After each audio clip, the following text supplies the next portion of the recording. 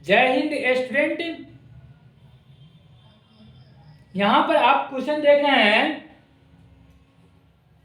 यहां लिखा हुआ है दो घनों जिनमें से प्रत्येक का आयतन 64 दिया हुआ है। 64 है के संलग्न फलकों को मिलाकर एक ठोस बनाया जाता है तो घनाभ का पृष्ठीय क्षेत्रफल ज्ञात करे। लिखा हुआ है दो घन घनों जिनमें से प्रत्येक का आयतन 64 दिया हुआ है। प्रत्येक का आयतन क्या है? 64 दिया हुआ है के संलग्न फलकों को मिलाकर एक ठोस बनाया जाता है। एक ठोस घना बनाया जाता है तो घना बनाया जाता है तो पृष्ठीय क्षेत्रफल ज्ञात करे। इसमें है, इसको कैसे बनाएंगे, हल करें। देखिए यहां पर लिखा हुआ है दो घन है। यहां पर पहले हमने घन बनाते हैं। एक घन बन रहा है,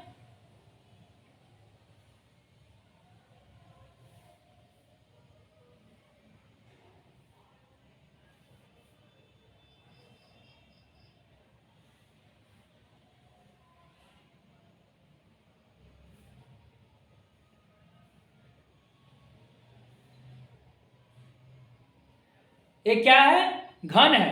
तब इसको क्या करें? दो घन है। दो घन का पृष्ठीय क्षेत्रफल क्या है? हमें पहले है कि दोनों घनों को क्या करना है? मिला देना है।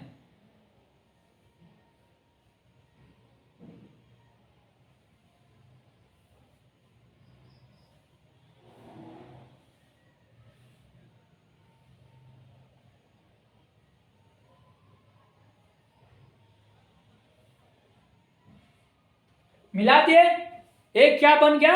घना बन गया है। दो घन है तो दो घनों को हमने मिला दिया तो क्या बन गया? घना बन गया। तो हमें है पहले घन का क्या है, यहां पर दिया हुआ है घनों जिनमें से प्रत्येक का आयतन दिया हुआ है 64। घन का आयतन दिया हुआ है 64 है। तो घन का आयतन क्या होता है? भुजा क्यू। यहां लिखेंगे सूत्र है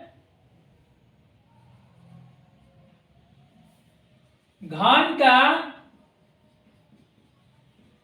आयतन भुजा क्यू। क्या है घन का आयतन? भुजा क्यू। तो आयतन आपको दिया हुआ है 64। तो आयतन के जगह पर रखेंगे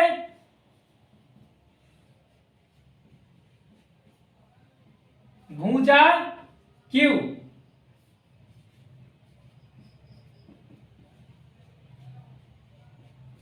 यहां लिख देंगे क्यू। तो हमें है कि इसका आ गया इतना आया। तो इसको हमें क्या करना है? घनमूल निकालना। जहां पर यहाँ क्यू लिखा हुआ है, 3 पावर लिखा हुआ, 3 लिखा हुआ है, इसका अर्थ क्या है? घनमूल निकालना है, 3 को जोड़ा वाला। तो 3 को जोड़ा वाला निकालेंगे तो इसको हमने रॉप में करके दिखा देते हैं। रॉप में करते, यहां पर करते रॉप में 64 को निकालते हैं, लघुत्तम निकालते हैं। देखिए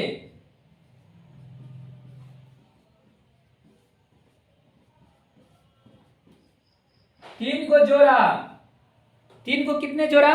3 को जोड़ा तो 1 ठो 2 हो गया और यहाँ 1 ठो 2।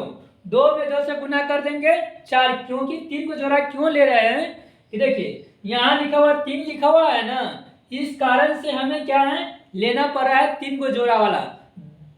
4 लिखा रहता तो 4 को जोड़ा लिखना होता, 5 लिखा रहता 5 को जोड़ा लेना पड़ता। तो हमें यहाँ 3 लिखा हुआ है तो 3 को जोड़ा ही लेंगे। तो यहां पर हो गया इसका 2 में 2 से गुना कर देंगे 4। भुजा का मान आ गया 4। भुजा का मान क्या है? 4। तो हमें एक घन का निकालना था। यहाँ पर दो घनों को संलग्न मतलब मिला दिया जाता है। तो दोनों का एक का इसका आ गया 4 सेमी, इसका आ गया 4 सेमी और इसका भी 4 सेमी, इसका भी 4 सेमी। तो हमें यहां पर निकालना है, लिखना होगा क्या लिखेंगे कि देखिए यहां हमें करना है लंबाई कितना हो गया? लंबाई लंबाई लंबाई ये रॉप में दिया हुआ है, रॉप बनाए हैं। एरोफ है, एरोफ है। तो हमें यहाँ पर लंबाई कितना आ गया, इसको लंबाई हो गया, तो लंबाई आ गया हमें, देखिए ये एक घना बन गया ना, एक घना बनने के बाद हमें पूरा का है कि इसका यहाँ से यहाँ की दूरी कितना आ जाएगा, 8 हो जाएगा।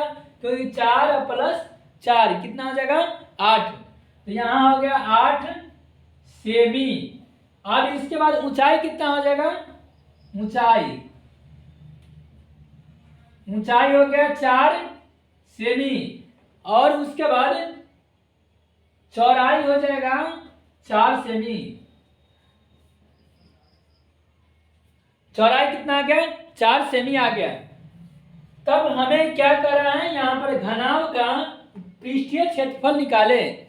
इसका अर्थ है घनाभ का वक्र क्षेत्रफल ज्ञात करें। घनाभ का, तो घनाभ का वक्र क्षेत्रफल सूत्र होता है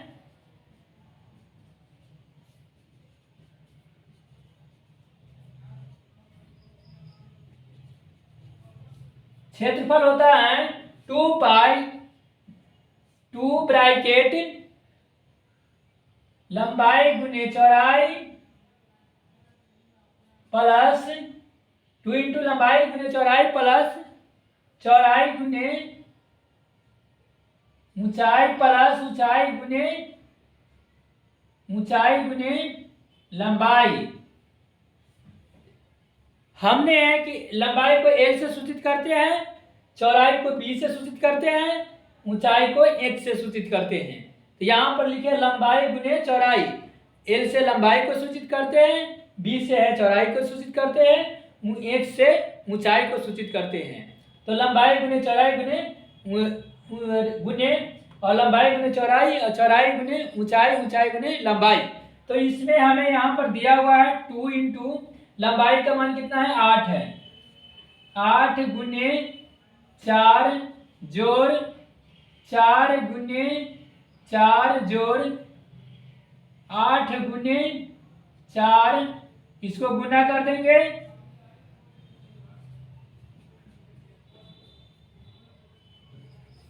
जोड़ देंगे, हमें कितना आ जाएगा, 64।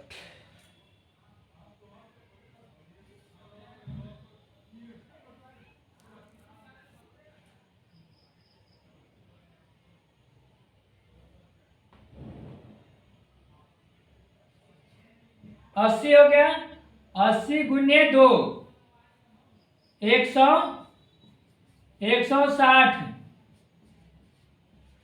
160 सेमी स्क्वायर आंसर आ गया इसका। इसका आंसर आया 160 सेमी स्क्वायर हो गया। देखिए फिर हम इसको हम समझा देते हैं। यहाँ पर क्या लिखा हुआ है, 2 घनों जिनमें से प्रत्येक का आयतन 64 सेमी स्क्वायर हैं, संलग्न फलकों को मिलाकर एक ठोस बनाया जाता है। तो घनाभ का पृष्ठीय क्षेत्रफल ज्ञात करे। कह रहा है एक घन था, एक घन को दूसरा घन, 2 घन मिला देते हैं, दूसरा घन उसमें मिला देंगे। तो क्या है यहाँ पर देखिए, एक यहाँ से यहाँ तक एक घन था, उसमें है दूसरा एक और घन मिला दिया जाता है। तो 2 घन मिलता है ना, तो वो क्या बन जाता है, घनाभ बन जाता है, घना बन जाएगा। क्योंकि देखिए घन का क्या होता है, घन को कैसे मालूम करें कि ये घन ही है, क्योंकि घन का चारों भुजा क्या होता है, बराबर होता है। और घनाभ का चारों भुजा बराबर नहीं होता है, क्योंकि आमने सामने की भुजा उसका बराबर होता है। तो इसी में घन बना रहता, इसका चारों भुजा क्या होता है, बराबर रहता। और इसका है तो घनाभ है, तो घनाभ में ऐसा नहीं होता है। तो यही है बता रहा है। तो एक घनाभ, 2 घन को मिलाकर एक घनाभ बनाया जाता है, एक घनाभ बनाया जाता है। तब उसके बाद एक घनाभ का पृष्ठीय क्षेत्रफल ज्ञात करे। तो पहले घन का आयतन दिया हुआ, एक घन का आयतन दिया हुआ है, तो एक घन का आयतन निकाल दिया हमने। निकालने के बाद भुजा का मान कितना आ गया, 4 भुजा का मान। तो ऐसा है एक और घन है कि दोनों घन को मिला दिया जाता है। तो इसका लंबाई कितना आ जाएगा, इसमें 4 आया, इसमें 4 आया, तो 4 4 यहाँ से यहाँ तक की दूरी कितना आ जाएगा, 8। तो लंबाई कितना आ गया, 8। चौड़ाई दिया हुआ है 4 ही रहेगा, क्योंकि चौड़ाई में कोई परिवर्तन नहीं हो रहा है। ऊंचाई दिया हुआ है, ऊंचाई में भी कोई परिवर्तन नहीं हो रहा है, तो हमें कितना होगा, 4 हो गया। यहाँ तक तो आप समझ गए। क्योंकि यहाँ पर देखिए 64 आयतन का मान क्या लिखा है, प्रत्येक घन का आयतन लिखा है 64, तो आयतन के साइड में रख दिए। तब उसके बाद यहाँ पर क्यू हटाएंगे, इस पर लग गया, तो 64 का वर्ग घनमूल निकालेंगे तो हमें कितना आ जाएगा 4। जैसे यहाँ पर रॉक में हमने कर दिए हैं, करके बता दिए, तो भुजा का मान कितना आ गया 4 आ गया, लिख दिए। तब उसका घनाभ का पृष्ठीय क्षेत्रफल सूत्र ये होता है लंबाई गुने चौड़ाई प्लस चौड़ाई 2 इंटू लंबाई गुने चौड़ाई प्लस चौड़ाई गुने ऊंचाई प्लस ऊंचाई गुने लंबाई।